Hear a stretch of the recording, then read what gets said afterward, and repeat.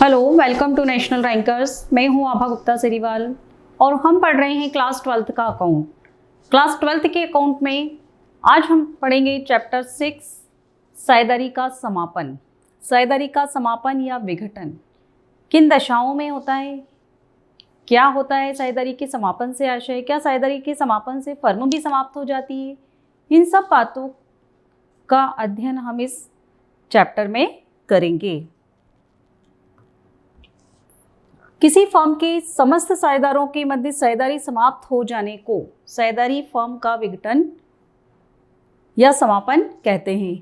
यह भारतीय साझेदारी अधिनियम 1932 की धारा 39 के अनुसार कि किसी फर्म के समस्त साझेदारों के बीच साझेदारी समाप्त हो जाने को साझेदारी फर्म का समापन या विघटन कहा जाता है। अब ये साझेदारी का विघटन और समापन दोनों एक ही अर्थ में प्रयुक्त किया जाता है, तो विघटन के स्थान पर समापन का भी प्रयोग किया जा सकता है ना। तो विघटन या समापन के आशय से साझेदारी अनुबंध के भंग होने से होता है। मतलब हमने जब साझेदारी स्टार्ट की थी तब हमने पढ़ा था कि साझेदारी का जन्म अनुबंध से होता है। तो जो अनुबंध होता है साझेदारों के बीच में, अगर उसमें किसी तरह की कोई परेशानी आती है या कोई उस साझेदार उस अनुबंध को भंग करता है तो साझेदारी का समापन माना जाता है। यह साझेदारी विघटन फर्म का भी हो सकता है, अर्थात विघटन के दो प्रकार हैं। नंबर 1 साझेदारी का विघटन। साझेदारी का विघटन मतलब पुरानी जो साझेदारी है वो समाप्त हो जाती है कब? साझेदारी के पुनर्गठन की दशा में। और फर्म का विघटन जब साझेदारी व्यवसाय पूरी तरह से बंद हो जाता है, जब सभी साझेदार फर्म से अलग हो जाते हैं और वो व्यापार को बंद करना चाहते हैं तो फर्म भी समाप्त हो जाती है।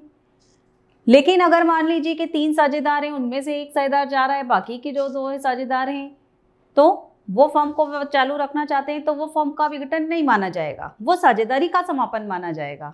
यहाँ हम पढ़ रहे हैं साझेदारी फर्म का समापन, मतलब जो फर्म है साझेदारी फर्म उसका समापन पढ़ रहे हैं हम। तो उसका समापन किन दशाओं में होता है, देखिए क्या आशय है। सबसे पहले साझेदारी के विघटन से आशय फर्म के पुनर्गठन से है, अर्थात साझेदारों के आपसी संबंधों में परिवर्तन होने को साझेदारी का विघटन कहते हैं। साझेदारी के विघटन में साझेदारी व्यवसाय को उसी नाम से चालू रखा जाता है, अर्थात व्यवसाय निरंतर चलता रहता है, फर्म के शेष साझेदार व्यवसाय को चालू रखते हैं। तो ये था साझेदारी के समापन से आशय। अगर फर्म के समापन से आशय पूछेगा तो उसमें पूरी फर्म समाप्त हो जाएगी, लेकिन ये साझेदारी के समापन से आशय अभी हमने पढ़ा कि जब कोई साझेदार अपने संबंध फर्म से विच्छेद कर लेता है तो उसकी साझेदारी का अंत हो जाता है और फर्म का पुनर्गठन हो जाता है। अब हम पढ़ेंगे कि इसके क्या कारण हैं, साझेदारी फर्म के विघटन के क्या कारण हैं, किन दशाओं में साझेदारी फर्म का विघटन होता है। नंबर 1, जब साझेदारी फर्म का गठन किसी एक निश्चित अवधि के लिए किया गया हो, से 5 साल के लिए किया गया हो, 3 साल के लिए किया गया हो, और जब वो टाइम लिमिट उसकी पूरी की हो गई हो तो साझेदारी फर्म समाप्त हो जाएगी। किसी विशेष कार्य को पूरा करने के लिए फर्म की स्थापना की गई हो और वो काम पूरा हो चुका हो, जैसे किसी रोड को बनाने का कॉन्ट्रैक्ट 3 लोगों ने मिलकर लिया या किसी ब्रिज को बनाने का कॉन्ट्रैक्ट लिया, और जब वो काम पूरा हो गया तो उनकी जो पार्टनरशिप है, उनकी जो साझेदारी है वो अपने आप ही खत्म हो जाएगी। किसी साझेदार की मृत्यु पर, जब किसी साझेदार की मृत्यु हो जाती है तो फर्म का विघटन हो जाता है। किसी साझेदार को दिवालिया घोषित कर दिया गया हो तो भी साझेदारी फर्म का विघटन हो जाता है।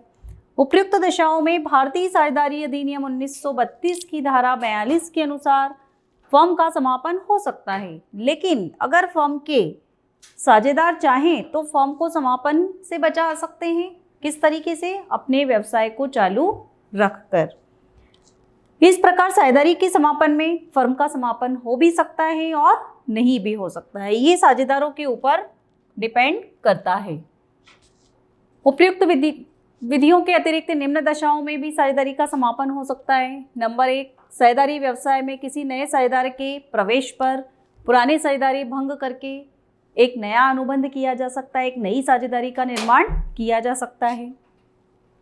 किसी साझेदार का साझेदारी से अन्य साझेदारों की सहमति पर, साझेदारी से निवृत्त होने पर या ऐच्छिक साझेदारी की दशा में सूचना के द्वारा इसका समापन हो सकता है। विद्यमान साझेदारों के लाभ हानि अनुपात में परिवर्तन होने पर साझेदारी का पुनर्गठन किया जाता है और जो पुरानी साझेदारी है वो खत्म कर दी जाती है, पुरानी साझेदारी भंग कर दी जाती है। ये समापन ऐच्छिक रूप से निवृत्ति की दशा में या अनैच्छिक मृत्यु की दशा में हो सकता है। तो ये सब कारण थे साझेदारी के समापन के।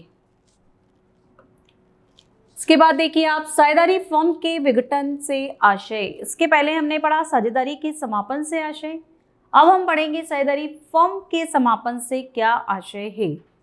भारतीय साझेदारी अधिनियम 1932 की धारा 39 के अनुसार जब किसी फर्म के सभी साझेदारों के बीच साझेदारी समाप्त हो जाए तो इसे फर्म के विघटन की संज्ञा दी जाती है। मतलब जब जितने भी साझेदार हैं, सपोज 3 साझेदार हैं और तीनों साझेदारों के बीच में आपस में साझेदारी खत्म हो रही है तो फर्म समाप्त मानी जाएगी, क्योंकि उन तीनों को मिलाकर ही फर्म बनी थी। साझेदारी फर्म का विघटन एक व्यापक अर्थ रखता है। साझेदारी फर्म के समापन पर समस्त साझेदारों के बीच आपसी संबंधों को पूरी तरह से समाप्त कर दिया जाता है और जो व्यवसाय होता है उसको बंद कर दिया जाता है। व्यवसाय की जो भी संपत्तियां होती हैं उनको बेच दिया जाता है और उनको बेचने से जो भी कैश आता है उससे दायित्वों का भुगतान कर दिया जाता है। इस प्रकार फर्म के समापन के कारण व्यवसाय बंद कर दिया जाता है और अनिवार्य रूप से साझेदार की समाप्ति हो जाती है। मतलब जब साझेदारी की समाप्त हो गई, फर्म भी अपने आप ही पूरी सब खत्म हो जाएगी। 3 साझेदार थे, तीनों की आपसी साझेदारी खत्म हो रही है तो फर्म भी समाप्त हो जाएगी। तो ये था फर्म के समापन से आशय।